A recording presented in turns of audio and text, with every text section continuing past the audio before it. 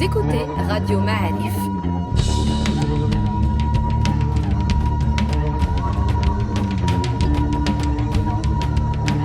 Le podcast Histoire.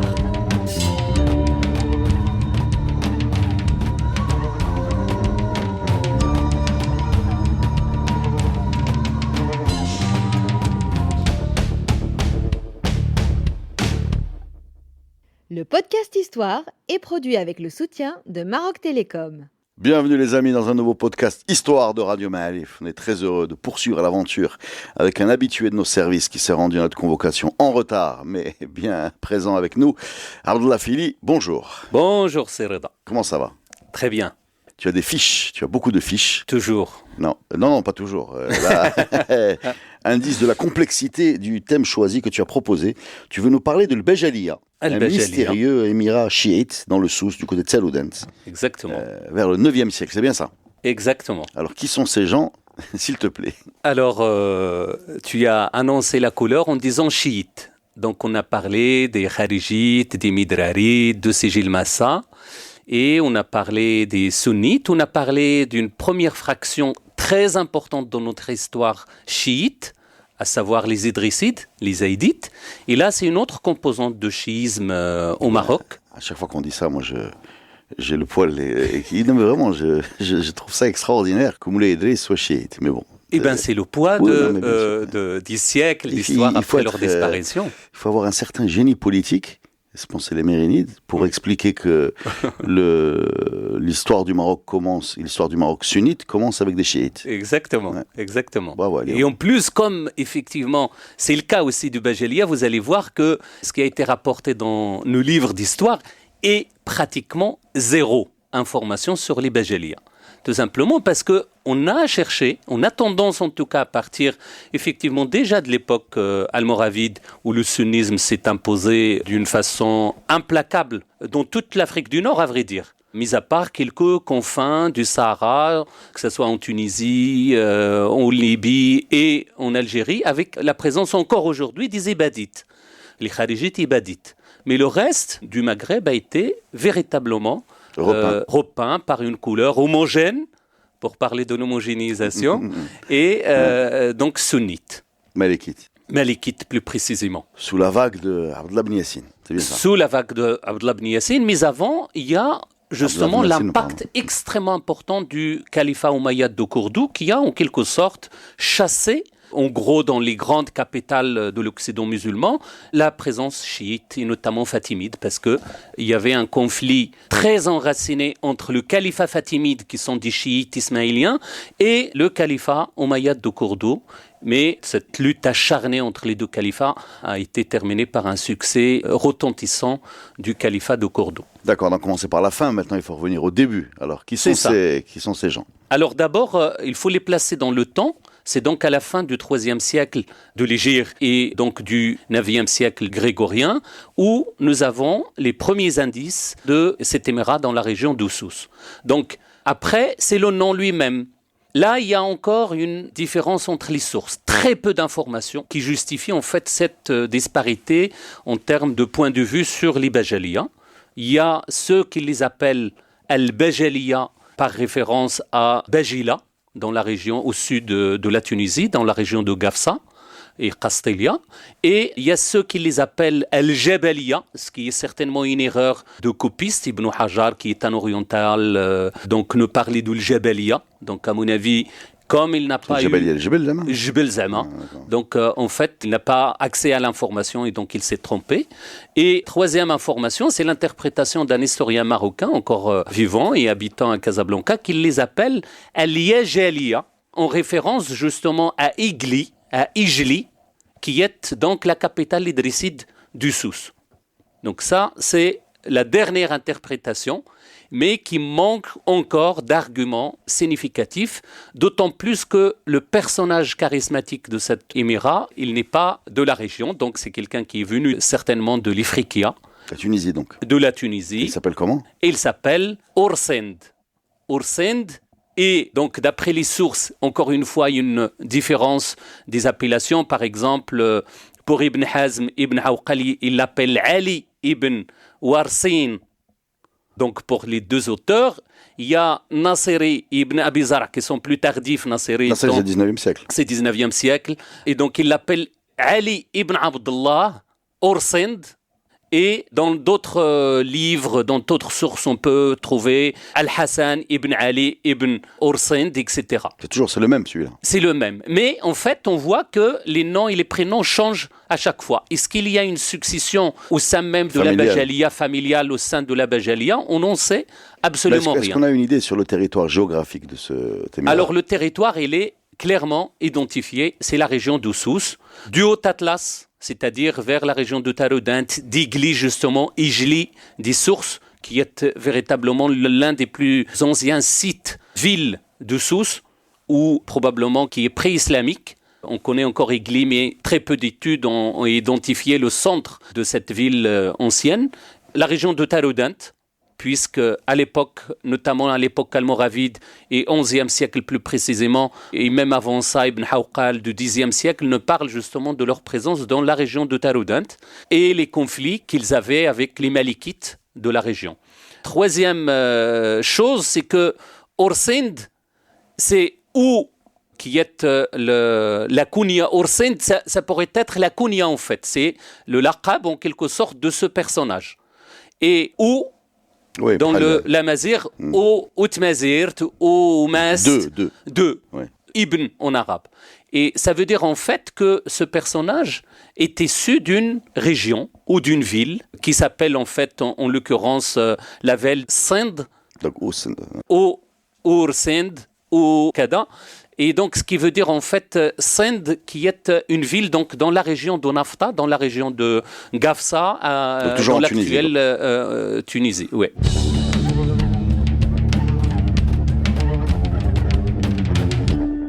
Donc c'est un amazir tunisien. C'est certainement un amazir tunisien. Chiite.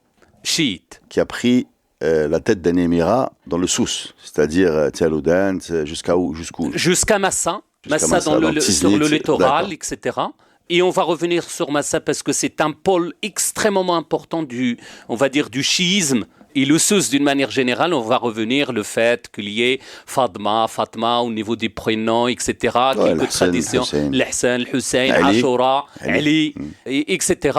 Ça veut dire en fait on a là un foyer du chiisme qui a encore gardé, encore aujourd'hui, quelques traditions, quelques restes, quelques vestiges d'un ancien chiisme. Quelques résonances. Voilà. Dans la vie quotidienne, dans les goûts, par exemple, ceux-ci ne mangent pas beaucoup le lapin, ce qui est exactement dans la tradition chiite comme étant quelque chose pratiquement un interdit alimentaire. Ah bon? Vous voyez? Mais est-ce qu'il y a d'autres gens qui mangent beaucoup le lapin chez nous? Eh bien, généralement, on dit que les gens des sunnites, en fait, entre parenthèses, dans la tradition médinoise, ils ont plus tendance à interdire les boissons, le vin et compagnie, que d'interdire des mets à base de lapin ou autre. C'est un peu le cliché de la séparation entre le chiisme et... Il y en a qui interdisent la nourriture, d'autres la boisson. La boisson, exactement. Alors, moi, déjà... Et on va revenir sur ça quand il s'agira des interdits alimentaires de ces Bajalia. Alors, avant de rentrer dans ces Bajalia et comment ils vivaient, leur structure politique, économique, etc., on a quand même l'impression, quand on se penche sur ce trou noir, parce que c'est quand même un trou noir, entre l'arrivée de l'islam, le départ des Omeyyades en 720, c'est toi qui nous as raconté ça, et l'arrivée de Bni Yassine / Youssef Mtsachfin qui repeint tout ça d'une même couleur, il se passe à peu près 200 ans. C'est ça. 200 ans avec des émirats dont tu es souvent venu à notre micro pour nous raconter, Nkour, l'Armat, etc. Et ces émirats, ils font tous à peu près la même taille, j'ai remarqué. Ils font tous à peu près 200 km de... Voilà, on est dans ce genre de... Mais à part les Idrissides, qui ont vraiment conquis un territoire énorme, y compris la région de Sousse dans laquelle les Bajalias se sont installés. Oui, mais les Idrissides, il y a une expansion et ensuite ça se referme encore sur un émirat. Voilà.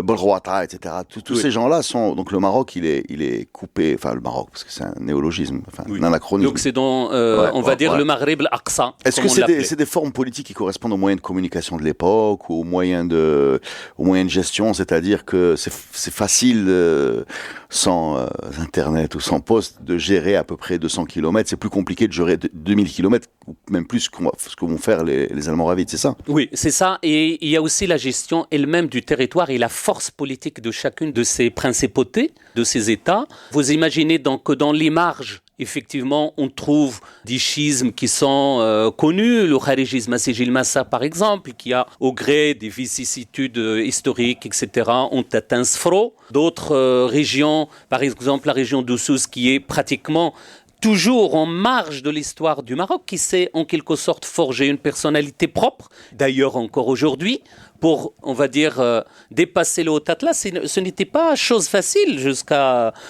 dernièrement, jusqu'à aujourd'hui. Et donc c'est quelque chose qui, géographiquement, est justifié par une implantation géographique un peu particulière. Et donc la facilité de communication n'était pas aisée. Deuxième élément, c'est les doctrines. C'est justement les fondements idéologiques de chacune de ces principautés qui défendaient bec et ongle leur territoire, leur façon de vivre, leur façon de gérer leurs affaires. Je sais qu'on a déjà eu cette conversation, mais est-ce qu'on ne peut pas dire aussi qu'il y a... En plus du fait tribal, qui est fondamental, encore une fois. Ben justement, c'est ce que je voulais dire, c'est-à-dire là, le politique ou le tribal vient souvent se colorier d'idéologie religieuse. C'est-à-dire qu'on va choisir l'idéologie qui n'est pas celle du voisin parce qu'on n'est pas... Parce que je ne suis pas convaincu que ces gens-là faisaient des débats sur la doctrine ibadite comparée au kharijisme ou au chiisme ou au sunnisme. Aujourd'hui, tu prends 2000 Marocains, je ne suis pas convaincu qu'ils soient capables, malgré 2000 ans de khalaya, c'est difficile de les imaginer mobilisés autour de l'idéologie, plus mobilisés par du politique qu'on peint d'idéologie. Enfin, Au Maroc, on a une idéologie pratique, c'est-à-dire celle qu'on exerce tous les jours, avec l'adra. Contrairement aux ibadites, on va dire orientaux, c'est-à-dire ceux de l'Algérie et ceux de la Tunisie, qui ont une tradition scripturaire beaucoup plus ancrée. Et au Maroc, les soufrites, par exemple, de Sijil Massa, bien qu'ils aient une histoire extrêmement glorieuse, avec des moyens financiers, une ampleur civilisationnelle extrêmement importante, et pourtant, on n'a absolument aucun écrit sur ces formations. Et l'on est de même pour la Bajalia. Donc rien d'écrit. Walou. Donc d'où tu sors ce que tu vas me raconter là? Eh bien, très peu de sources tardives, justement par rapport à la Bajalia, à l'exception d'Ibn Hawqal, justement. Ibn Hawqal, c'est un turkmène, non?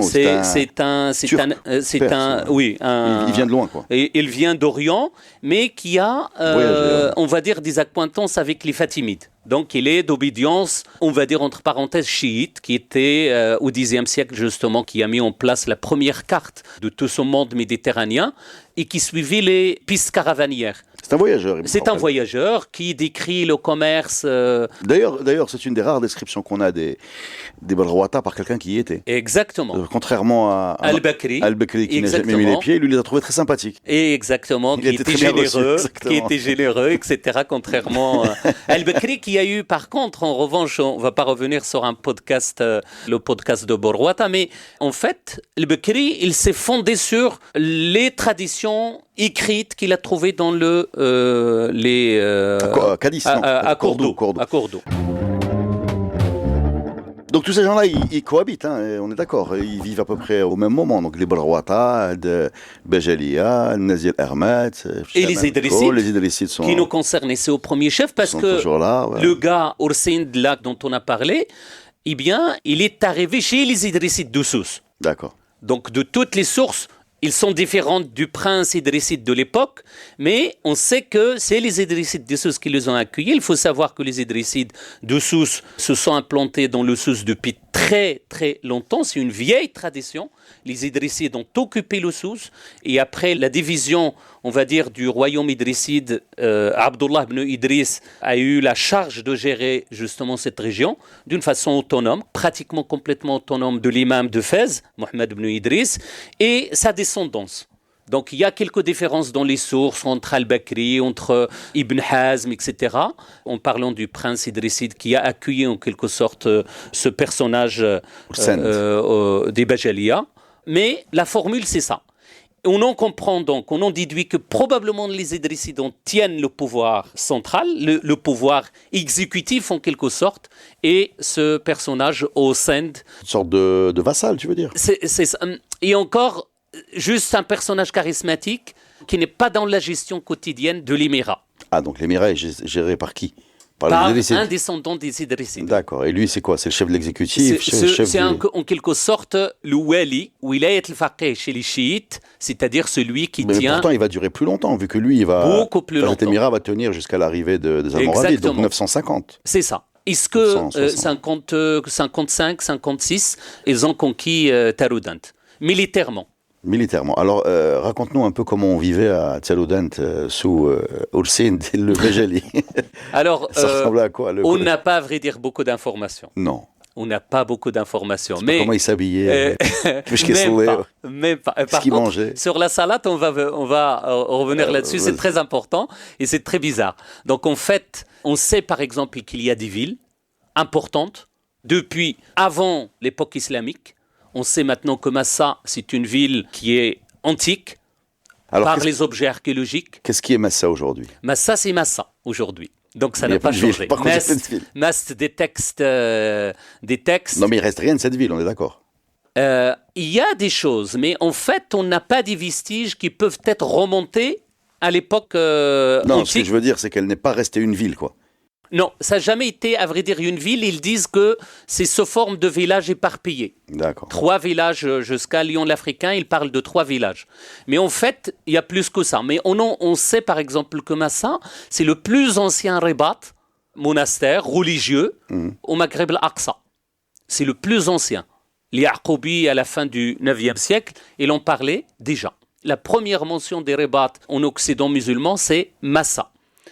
Et à cette époque, on sait pertinemment que c'est les chiites qui gouvernaient la région, que ce soit les Idrissides ou les Bajaliyas plus tard. Ça veut dire en fait que cette région est une région éminemment chiite. Deuxième élément, c'est que les Idrissides ont frappé monnaie à Massa.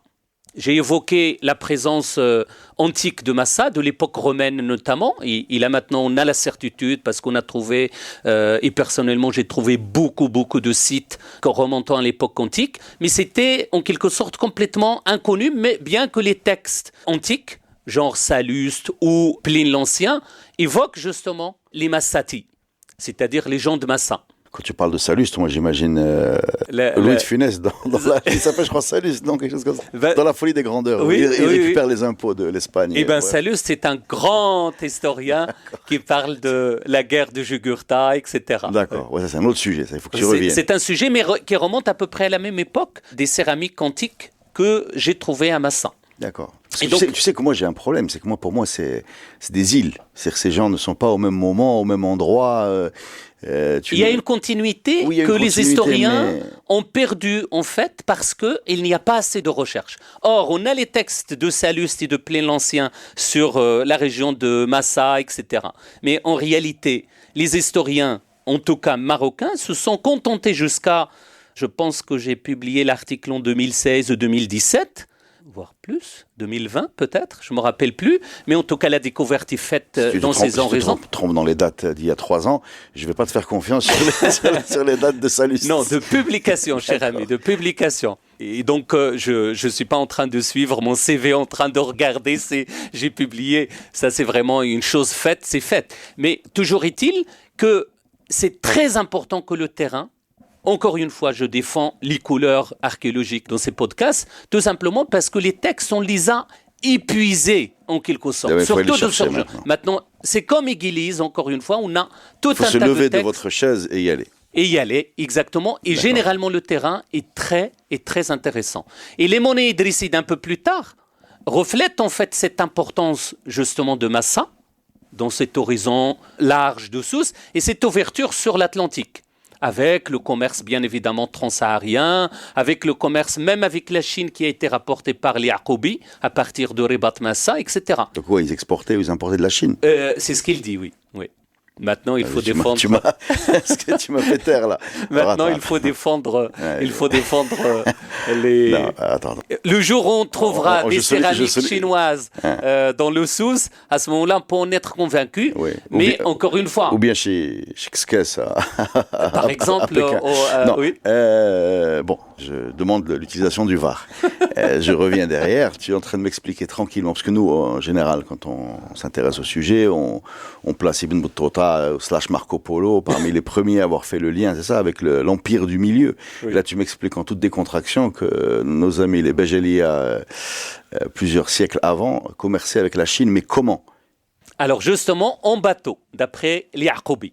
Mais en bateau, par où? En bateau, à partir de Rebat Massa, parce que comme on a la preuve maintenant, c'est que ce genre de monastère de Rebat, en fait, ce ne sont pas des centres religieux, en tout cas pas de centres religieux uniquement, comme on pouvait l'imaginer dans les traditions historiennes anciennes. Non, c'est des lieux d'abord du commerce.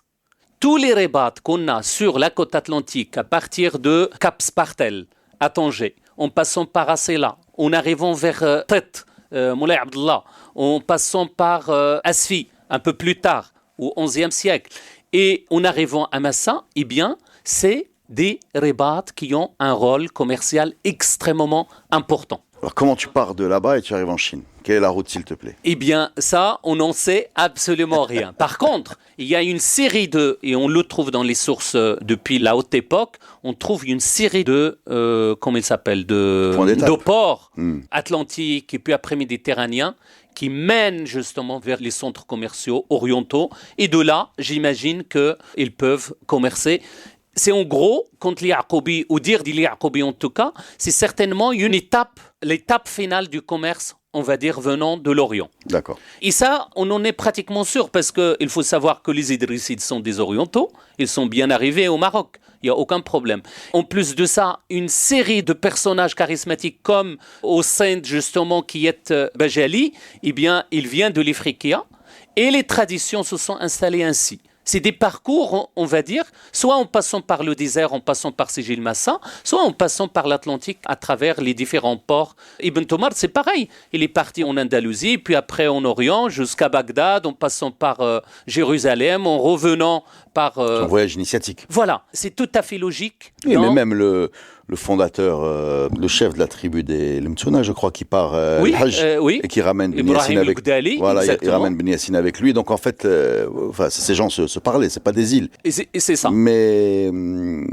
c'est toujours un peu surprenant de découvrir aujourd'hui. Oui, en tout cas, Ibn Battuta, comme tu l'as dit, il n'est pas le premier à avoir fait le voyage, on le sait. Et on a découvert des poteries chinoises dans une ville malienne qui s'appelle Tadmakka. Tadmakka, c'est-à-dire celle qui ressemble à Mecca, la Mecque, ouais. à la Mecque. Et en fait, c'est une poterie du XIIIe siècle, c'est-à-dire bien avant Ibn Battuta, qu'on a trouvée au fin fond du désert malien. Oui, mais bon, il y a une différence entre une poterie a été retrouvée et un individu est parti. Parce que la poterie peut être arrivée sans que personne n'y aille. Oui, le commerce. C'est-à-dire, par les échanges successifs et par Oui. Là, en l'occurrence, à Massa, elle parle du commerce, en fait. Je sais qu'on a retrouvé ici, chez nous, le banc de touche du Bayern de Munich, il y a quelques années, mais je suis sérieux. Le du Real Madrid. Ah oui, c'est vrai. Je ne pense pas que celui qui le vendait. Mais il est arrivé là. Il est arrivé. Ouais. Il y a des échanges, qu'ils soient faits directement ou indirectement, ils existent. Et ça, il ne faut pas le nier parce que, encore une fois, je reviens aux poteries romaines de la région de Sousse et pas qu'à Massa. On sait maintenant que c'est peut-être les Romains qui sont arrivés jusque-là, dans le cadre de leurs échanges. Mais on sait aussi que ça peut être des Marocains qui sont partis chercher ces poteries, etc. Alors je sais que c'est une mission difficile, mais je vais quand même te la signer, car tel est ton rôle. Essaye de nous donner des informations sur ces gens, sur leur vie. Alors leur vie, moi je commencerai par la prière. Vas-y. L'une des informations rapportées par pratiquement tous les textes, comme je dis à partir d'Ibn Hawqal, Ibn Hazm, l'Ibkri, Dahabi, etc., Ibn Hajar et tout ça, ils nous ont rapporté qu'ils font les prières après les Malikites. C'est-à-dire les Malikites et les Chiites utilisent les mêmes lieux de prière. Non, les temps de prière, tu veux dire? Non, les lieux. Les lieux. Et donc, les chiites, par exemple, font les premiers leurs prières. Il y a quelques différences au niveau de l'adhan, par exemple. J'ai noté, par exemple, qu'ils rajoutent à l'adhan habituel qu'on a ici, « Ashhadu anna Muhammadan khayrul bashar ». Ça n'existe pas dans l'adhan sunnite que nous connaissons. Par exemple, ils disent « Hayya ala al-falah, hayya ala khayril amal ». Des changements comme ça. Ouais. Al Muhammad, c'est-à-dire, voilà, le Al Muhammad, c'est-à-dire la famille du prophète, khayrul bariya. C'est-à-dire, en fait, en quelque sorte, ils imposent... C'est pas très loin, quand même. On n'est pas... C'est pas très loin. Ouais. Déjà, l'adhan, c'est quelque chose de facultatif et pratiquement secondaire. Hayya ala salat, hayya ala falah. Hayya ala falah, hayya ala khayril amal. Khayril amal, Par contre, Al-Muhammad khayr al-bariya. Là, c'est le chiisme, l'appartenance et la défense de la famille du prophète et de... Et ensuite, la prière, c'est pareil. La prière, c'est pareil. On ne peut pas changer de la prière parce que c'est des musulmans. Il faut arrêter de mettre dans la tête des gens que c'est des extraterrestres, voilà. C'est des dragons. C'est ça, non, c'est des musulmans, mais qui ont leur spécificité, qui ont leur idéologie politique, parce que voilà, le chiisme, c'est un choix politique. C'est fait à partir du moment où il y a eu le conflit politique entre Muawiyah et Ali. Une partie des défenseurs de Ali sont sortis de son obédience parce qu'il a accepté le jugement, en quelque sorte, entre lui et Muawiyah, et une partie est resté fidèle, c'est ceux-là les chiites. Oui, non, il faut faire un jour un podcast sur le fitna al-Kubra, sur la fracture entre Muawiyah ibn Sufyan et Ali, et la bataille, etc. Oui, et ces incidences sur l'histoire du Maroc. Ça nous a impacté, peut-être qu'il faudrait un jour se dévouer pour nous éclaircir ça. Pourquoi pas. Sachant que quand même là-dessus, il y a quand même beaucoup de sources. Enfin, il y a en tout cas beaucoup de récits. Oui. C'est facile à trouver par rapport à ce qu'on essaie de faire dans Radio Ma'alif, où là, il y a très peu de récits. Celui-là, il est disponible. Je sais qu'il y a des podcasts là-dessus. Vous les trouverez facilement. Il y en a qui sont très bien, d'ailleurs. Revenons à nos amis. On sait pas. Et donc, on a dit la prière. Et donc, chacun fait sa prière successivement dans le même lieu. Ça veut dire qu'il y avait des sunnites aussi. Il y avait des sunnites, bien évidemment. Donc, ça veut dire qu'ils ne sont pas hégémonistes. Non, je ne crois pas que ça soit hégémoniste, que ça soit dans la région d'Oussous ou même sous les Fatimides en Ifriqiya. Non, parce que tu m'as dit que dans le califat de Cordoue, ils ont viré les chiites. Et tu es en train de me dire là que dans le Souss, ils cohabitaient, puisque... Non seulement ils cohabitaient, mais ils se déchiraient en armes à cause de leur obédience politique et idéologique. Dans l'émirat de Bajalia. Dans l'émirat de Bajalia. Des tensions, des guerres civiles. Des tensions, des guerres civiles, etc., etc. Oui. Ouais. Ça, on le sait. Et d'ailleurs, les sunnites, juste avant les Almoravides, et là on ressent en tout cas dans les sources le déclin, bien évidemment les sources tardives majoritairement sunnites, bien évidemment défendaient les sunnites, et ils disaient que les sunnites ont fini par gagner juste avant les Almoravides. Et donc les Bajaliyas se sont retranchés dans un site énigmatique dans la région d'Oussous, il s'appelle Tinwinwin, des sources, mais sur laquelle j'ai longtemps travaillé avec un collègue français, Jean-Pierre Vincevel. On a cherché en fait à localiser ce Tinwinwin rapporté par les textes anciens depuis Ibn Hawqal. Elle l'a trouvé dans un village qui s'appelle Tinwainan, pas très loin de Taroudant, effectivement. Ça veut dire que c'est la dernière poche de résistance, ça. C'est ça. Et donc, ils se sont retranchés dans ce lieu de défense, vraiment défendu, effectivement, naturellement, etc. Mais ils ont fini par abdiquer sous les Almoravides. Troisième élément qu'on leur reprochait, et c'est pour ça qu'on connaît le peu d'informations sur ça, c'est qu'ils acceptent ce qu'on appelle riba, l'usure. Ce qui est un affront à la religion musulmane. Mais en réalité, qu'est-ce qu'ils appellent riba, les textes sunnites? C'est en fait ce qu'on appelle le bouilleur, c'est-à-dire les ventes. Et les ventes dans le Souss, et encore aujourd'hui, la grande majorité des fuqaha jusqu'au 19e siècle, ils défendaient ce qu'on appelle les ventes, le bay' bit-tunya. Le bay' bit-tunya, qu'est-ce que ça veut dire? Ça veut dire en fait, c'est des rahn. Rahan, ça veut dire en fait, c'est des bails sur la longue durée. Tu me loues, par exemple, sur la longue durée ce bien, et je te donne l'argent, d'accord? Toi, tu profites de l'argent, ce qui est normal, parce que c'est un rahan, mais moi, je peux faire ce que je veux de ce bien. Or, dans le rahan sunnite, c'est que on ne profite pas, on ne tire pas de profit du bien en question. C'est très compliqué, c'est une question juridique sur laquelle on trouve des centaines de manuscrits dans la région de Sousse. D'accord, on parle de location en fait. C'est de location sur la longue durée. Donc la location sur la longue durée, c'est que toi tu as un bien, moi je veux le louer, Oui. je te donne un loyer. Voilà. Ça me fait chmouchkil. Pas un loyer mensuel, non.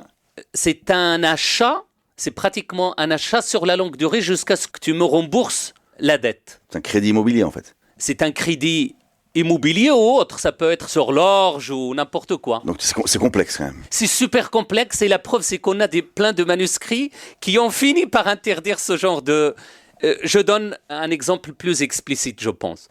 Imaginons, tu as besoin d'argent. Tu ne veux pas vendre ton champ que tu utilises pour cultiver, je ne sais pas, de l'orge ou quelque chose comme ça. D'accord ?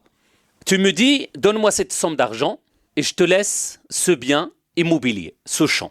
Donc toi tu viens, tu t'installes dans mon champ. Je m'installe dans ton champ et je l'exploite. C'est-à-dire, je peux le labourer, je peux l'exploiter. D'accord ? Et donc, d'après les fuqaha sunnites, rien que ça, c'est déjà un remboursement de la dette. Par contre, dans le Sousse, tant que tu n'as pas remboursé la première mise de base, tu n'as pas à récupérer ton bien. Le pas de porte, voilà. Est-ce que ça correspond aujourd'hui à c'est pratiquement ça. C'est rahan, en quelque sorte. Bon, rahan ملي تترهن شي حاجة. لا نقول لك أنا عندي ضعف ديال l'économie. Je ne loue rien. Je n'ai rien à louer. Mais bon, je comprends. Mais en tout cas, là le débat est plus important. Il faut accepter nos limites. En tout cas, les miennes, il faut accepter nos limites. Mais là, en clair, il y a un débat juridique d'accord. qui si est en plus très tu me dis important. que c'est compliqué. Ouais.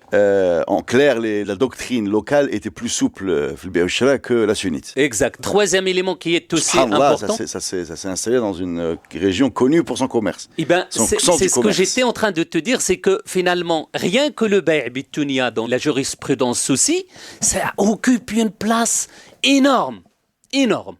Et même dans les actes notariés que moi-même j'ai trouvé dans les tribus, etc. d'Oussous, franchement, c'est des centaines d'actes notariés. Et il mentionne l'Oran, c'était vraiment quelque chose de très, très courant. D'accord, une base de l'économie. Voilà. D'accord. Et ça, évidemment, Ben Yassine m'a... Bien évidemment. Et la dernière, qui est la pire, c'est la question mais remarque qu'il a rien à du vin. Ah, le vin. Ah oui, ils ont autorisé les boissons alcooliques.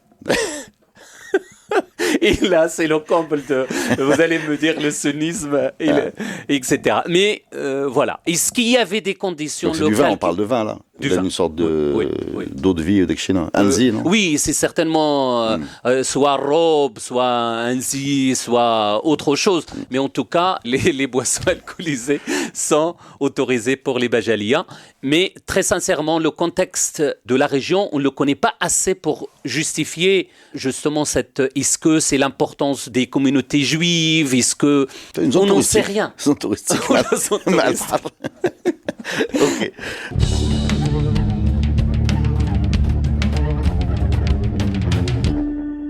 Donc maintenant qu'on a fait le tour de leur mode de vie, comment cette affaire se termine-t-elle, s'il te plaît? Elle se termine, d'après les sources, en sang, parce que les Almoravides n'ont pas... et d'ailleurs, les seules villes, en quelque sorte, conquises par les Almoravides, par la force de l'épée, c'est Massa et Taroudant. D'accord, donc ils ont fait une guerre là-bas. Une guerre pour parce justement... On va juste faire une parenthèse sur... Donc les Almoravides commencent par, si je ne me trompe pas, Sijil Massa, Armat. Oui, c'est ça. Voilà, et ensuite ils attaquent ces gens-là. Avant Armat, il y a le Sousse. Venant de Sijil Massa, ils ont fait certainement le détour par la mer. Le détour par ils ont contourné la place. Voilà, exactement. Et c'est là où ils règlent leur compte à ces gens-là. À ces gens-là, par Massa d'abord, et puis après... Donc il y a des guerres, quoi. Il y a des guerres, justement, mais très limitées dans le temps, parce qu'on ressent, encore une fois, en une seule année, ils ont conquis Massa et Taroudant. Ça veut dire, en fait, la force militaire des Bajalia était, somme toute, limitée.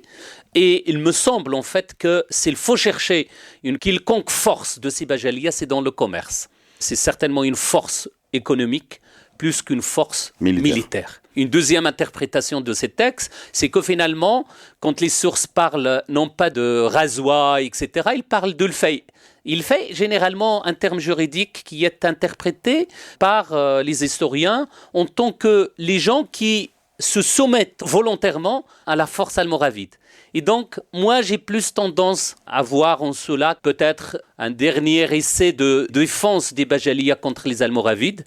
Pour lutter contre eux, je ne crois pas qu'ils aient les moyens, qu'ils avaient en tout cas les moyens de se défendre contre eux. Et donc, il me semble que plutôt c'est des petites batailles qui sont tournées assez vite au profit des Almoravides. Il y a une autre bataille plus nord, vers Zeil ou Ben Yassine perd la vie. Donc il y a quand même eu des chocs. Et là, par contre, c'est contre les Borwata. Exactement. Et qui n'ont plus rien, enfin, on n'est plus dans le même registre, le même, que ça soit même au niveau du territoire. Parce que c'est une puissance militaire aussi. Une militaire. Une grosse cavalerie. Exactement. Force économique et force militaire. D'accord. Le sud, c'est plus force économique. Je le pense en tout cas. C'est vraiment, les sources ne sont pas claires là-dessus, mais on a plus tendance à dire que ce que les sources proches des Almoravides considèrent comme étant des batailles, etc., c'est plus des petites escarmouches sans grande importance. Et d'ailleurs, la disparition rapide de ces Bajalias, que ce soit à Massa ou à Taroudant, plaide en faveur de cette interprétation. Alors, je ne sais pas qui nous a raconté dans un podcast que la traduction commerçante de la région du Sousse vient du fait qu'elle était connectée en bout de chaîne des caravanes et qu'il y avait une expertise qui consistait à traverser le désert pour amener des denrées de l'autre côté du Sahara, des sortes de navigateurs qui sont les caravaniers, donc c'est des compétences d'orientation, de sécurité, de logistique. Et derrière, tu as les commerçants qui réceptionnent la marchandise et qui font du détail, voilà, qui sont à la base de ce qu'on a dans la tête qui est le commerçant souci. Voilà, donc il vient de loin, quoi. Exactement, voilà. Exactement. Qu'est-ce qu'on a comme résonance de cette Bajalia aujourd'hui, à part les résidus de chiisme qui flottent un peu dans la région qu'est-ce que tu peux nous citer comme ça? Alors moi, je pense que... Tu es souci, Isabelle? Oui, d'accord. De Massa, plus précisément. Ah, d'accord. L'une des choses, c'est que dans la tradition même sunnite, Ibn Khaldoun, on parle, etc., Ibn Addari, tout ça, il parle que le Mahdi sortira d'Oribat Massa. Donc c'est déjà quelque chose d'extrêmement important. Et cette tradition n'est pas tardive. Il ne concerne pas que les sunnites. Il concerne les chiites également, parce qu'il faut savoir que les Fatimides, leur grand général Jawhar as-Saqili, est allé à Massa pour récupérer la terre de Massa et surtout le poisson de Massa. Il l'a envoyé vivant dans des bocals avec l'eau de la mer jusqu'au calife al-Mu'izz li dinillah ou Nifriqiya. Mais pourquoi? Parce ils n'ont pas de poisson en Ifriqiya. C'est très important. Parce que Massa est considéré comme pratiquement un haut lieu du chiisme. Et donc le chiite, quand il mange pour vraiment avoir un parcours idéal, on va dire, dans le chiisme, il faut qu'il mange ce que la terre sacrée, sainte, produit. Le poisson, les produits de la terre. Tu es en train de me dire qu'il y a une terre sainte qui produit des produits saints. C'est ça. D'accord. Mieux encore, dans la tradition chiite encore aujourd'hui, Jonas, Yunus, le prophète Yunus, eh bien, il est... dans la baleine. Voilà, qui a été avalé par le Hut, etc., qui a été donc dans la tradition marocaine, là où le Hut a éjecté Yunus, eh bien, c'est à Massa. Et d'ailleurs, aujourd'hui, à Massa, il y a une pierre qui s'appelle la pierre de Jonas, Hajarat Yunus. Ah bon? Aujourd'hui, à Sederbat, si tu connais un peu la région. Oui, je connais la plage. Voilà, la plage de Sederbat. Eh bien, sur place, il y a Hajar Yunus. Tu peux demander à qui que ce soit sur place Hajar Yunus, il va te dire, ben voilà, c'est là-bas. Et donc, ça veut dire qu'il y a des restes qui sont encore sur place. Deuxième élément, c'est les noms, justement. Fadma, Fatima, Ali, l'Hassan. L'Hassan, ça n'existe nulle part. Le Hassan, le Hussein, Ali. Troisième élément, c'est Ashura. Dans la tradition souci, Ashura, ce n'est pas une tradition de fête, etc. Au contraire, on va visiter les morts. D'accord. On va visiter les cimetières. Donc on fait de l'aumône, etc. Vous n'avez pas de pétard chez vous? On n'a pas non, pas du tout. Pas du tout. C'est vraiment quelque chose de récent. Et il n'y a pas non plus de flagellation chiite qu'on peut trouver en Orient. Non. Ça, en tout cas, traditionnellement, on n'a pas. C'est pour ça que la personnalité souci... une jolie peau. Voilà, la personnalité souci. Et généralement, il évite toujours ce genre de châtiment corporel, même dans leur tradition, on va dire, juridique. Dans les arretn, par exemple, dans la tradition juridique, parce qu'il y a des qanoun en fait, Massa a sa propre table juridique qui gère la vie du village, etc. Jamais dans le sous on a par exemple, il faut donner 40 coups à telle ou telle personne qui aurait commis tel ou tel délit. Jamais. Mais tu sais, on a fait un podcast avec Mustafa Qadiri sur la gestion d'une ville, d'un qsar. Pareil, hein, même si c'était pas du tout dans le sous, mais il y a très peu de châtiments corporels en fait. Il y a beaucoup de, bon, quand c'est grave, du bannissement, beaucoup d'amendes, beaucoup d'amendes. Hein. Mais dans la tradition, amazir. Oui. Il y a très... Amazir islamisé. C'est ça qui est très important, parce que quand tu fais, je ne sais pas, la fornication, eh bien, tu as tel ou tel nombre de coups à recevoir, etc. Oui, mais même en matière de fornication, dans ce podcast-là, il n'y avait pas de coups de fouet. Il y avait des amendes. Dans la tradition amazir islamisée. Oui, voilà, dans la tradition locale, chez nous. Oui, chez nous. En tout cas, on a regardé tout le code pénal, mais il fait plusieurs pages. Hein. Oui, bien sûr. On a trouvé très peu de... C'est des centaines de... Non, parce qu'ils sont allés loin dans la description. Il y avait les relations homosexuelles, les relations hors mariage, la prostitution, etc. Et même il n'y avait pas de...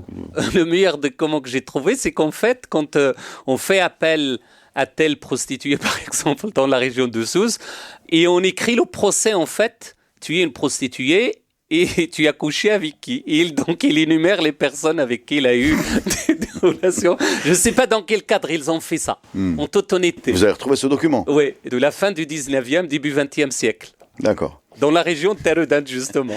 D'accord. Ben écoute, tout ça se termine donc avec l'arrivée des Almoravides vers le 10e siècle, c'est ça ? C'est 11e. Milieu 11e. 1056, 1057, ils étaient dans le Sousse, 1058 à Armat, etc. 1086 est à Séville.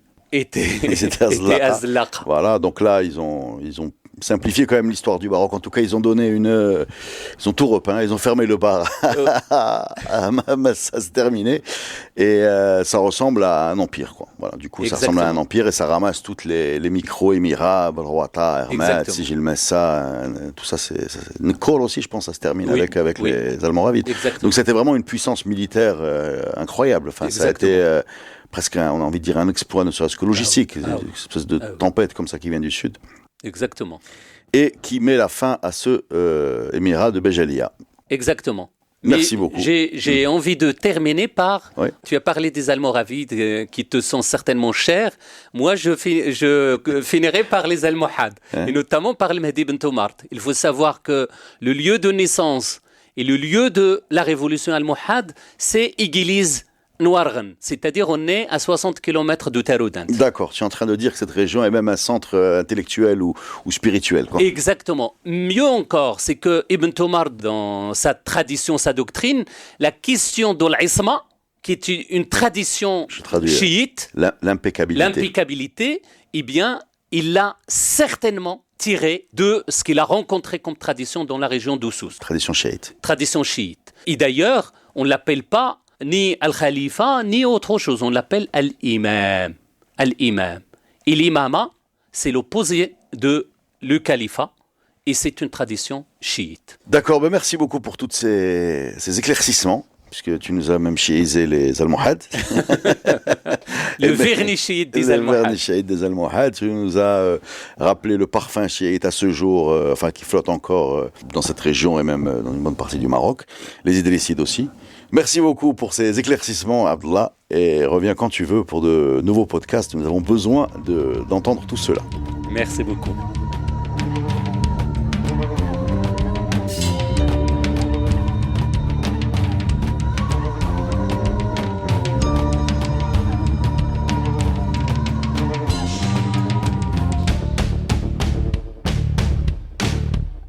Le podcast Histoire est produit avec le soutien de Maroc Télécom. Maroc Télécom, un monde nouveau vous appelle.